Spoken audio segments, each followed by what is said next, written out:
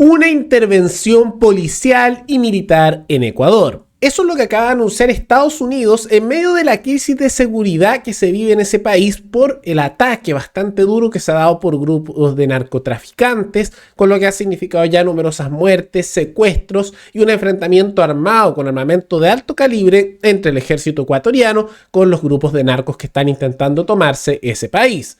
Y vamos a ver por qué Estados Unidos está haciendo esta intervención. Tiene que ver todo, por supuesto, con juego geopolítico, intento también de mantener influencias y desplazar la influencia china que se ha dado en la región, y cómo la crisis del narcotráfico sigue creciendo y se ha convertido en una realidad bastante preocupante para gran parte del continente. Todo eso lo vemos a continuación.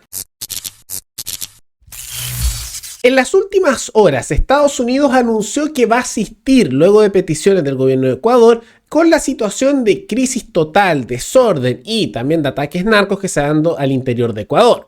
Ahora, hay que tomar en cuenta que esta ayuda no es simplemente simbólica. Ya en los próximos días van a estar llegando altos mandos del ejército estadounidense a Ecuador para ayudar con la situación. Particularmente la jefa del Comando Sur, Laura Richardson, va a llegar a Ecuador para participar en ayuda con la lucha contra el crimen. Y no se queda solo en eso, sino que también se anunció la llegada tanto de presencia militar como también policial, particularmente del FBI de los Estados Unidos, para ayudar en la lucha contra los grupos narcos que están atacando Ecuador. Ahora, hay que tomar en cuenta que Ecuador se encuentra en una situación bastante complicada en medio de un aumento desde hace ya tiempo de la delincuencia, de las muertes, los secuestros, que ha sido consecuencia de malas políticas a nivel de seguridad, como también de una alta corrupción en los últimos años, porque Ecuador, aunque nunca ha sido un país particularmente rico, era sustancialmente más seguro, pero con el paso de los años se ha convertido en uno de los países más peligrosos a nivel mundial. Y hace poco, su recientemente electo presidente Daniel Noboa declaró un conflicto armado interno y por lo mismo ordenó la intervención del ejército a nivel nacional para luchar contra los grupos narcos, que incluso llegaron a tomarse como rehenes a figuras de un canal de televisión mientras estaban transmitiendo en vivo. Ahora, en medio de esta operación que ahora Estados Unidos va a apoyar, y vamos a ver por qué, se da con ya numerosas personas detenidas y varios muertos. Hasta el momento hay 854 detenidos y 7 muertos en lo que ya se llama una guerra frontal contra el narco, y que vamos a ver cuáles son los resultados, porque en Latinoamérica hay ejemplos de las luchas a carácter militar contra el narco y no suelen terminar bien. Tenemos el ejemplo en México, donde se le declaró la guerra hace algunos años al narcotráfico y terminó catastróficamente. Y también en Colombia se han intentado situaciones similares sin nunca tener éxito de fondo. Caen uno que otro narco, pero nunca se gana la guerra. Entonces vamos a ver cuál es el resultado de esto, tomando en cuenta que Estados Unidos está interviniendo directamente. Y la pregunta es, ¿por qué Estados Unidos interviene y esto se afecta a algo más que solo Ecuador? Por un lado, hay que tomar en cuenta que esto es un problema a nivel generalizado. Ya hay problemas con el narcotráfico con Venezuela, en Colombia, ahora en Ecuador. Perú también está teniendo problemáticas con ello. También vemos el caso de Chile, que se ha mencionado bastante. ¿Para qué decir Centroamérica con sus bandas? México es un ejemplo desde hace décadas de intervención con el narco, y en ese caso incluso el mundo político está vinculado a ello. Y también Bolivia y Argentina. En el caso de Bolivia y Argentina, se dio hace poco una situación también bastante grave, donde a 5 militares bolivianos que estaban en la frontera con Argentina, los quemaron vivos. Brutal, ¿no? Se sospecha que fueron bandas de narcos también que los quemaron vivos, que se dio ahí. Todo eso en la frontera entre ambos países. Se está intentando justamente por militares bolivianos controlar temas de tráfico y también de narcos. Los quemaron vivos. Entonces es un problema que está ahí. Ahora hay un problema de fondo tanto en Bolivia y en Argentina, porque no es solo de un lado, es de ambos lados. Y ahí en esos países se habla de repente de estos temas, pero no con tanta vehemencia como son en otros países. En Bolivia está más enfocado muchas veces de hablar del tema de las elecciones presidenciales y las luchas de poder entre Luis Arce y Evo Morales. Y en Argentina, por supuesto, están con todas las controversias vinculadas al nuevo gobierno de Milei, los problemas económicos que tienen desde hace mucho tiempo, y para qué decir las luchas políticas fuertes. Por lo tanto, este tema del narcotráfico no pasa a ser primera plana en ambos países, aunque claramente también es un problema regional.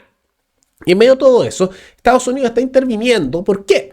Porque además de que ellos son los mayores impulsores de la guerra contra las drogas, que ha sido un fracaso en todo el mundo, de la misma manera que ellos impulsaron en su momento la prohibición contra el alcohol, terminando con consecuencias muy malas a nivel cultural y de delincuencia por décadas, ellos también son los que más impulsan esto. especialmente desde los 60, donde se empezaron más con estas prohibiciones, aunque hay algunas que eran de antes, y hay un tema geopolítico de fondo. Estados Unidos en muchos casos ha utilizado el tema de la droga para usarlo como excusa para intervenir, y en este último tiempo, con grupos de narcos que siguen creciendo, Estados Unidos está aprovechando también de ofrecer su ayuda, que los países locales lo aceptan porque ayuda con la seguridad evidente, pero que eso aumenta su presencia geopolítica, porque no es algo que se ignore que en los últimos tiempos, especialmente en los últimos años, Estados Unidos ha perdido presencia en Latinoamérica frente a China y en algunos casos, en algunos países con respecto a Irán y Rusia, véase Venezuela, Cuba, etc.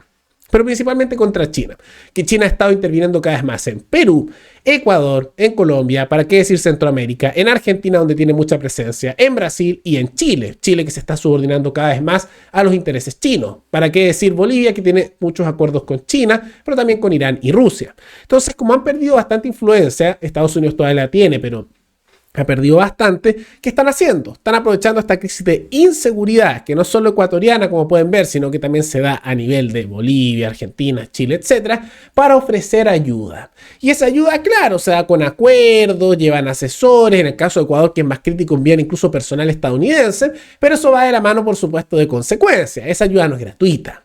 Evidentemente va a haber algún acuerdo que todavía no sabemos los detalles que va a beneficiar a Estados Unidos y de esta manera aumenta nuevamente su influencia en lo que ellos llaman su patio trasero, que por tanto tiempo han tenido más bien abandonado y que especialmente durante el gobierno de Donald Trump, con su política de Estados Unidos primero y de aislarse un poco más, dejaron bastante votado y aprovechó China a intervenir más.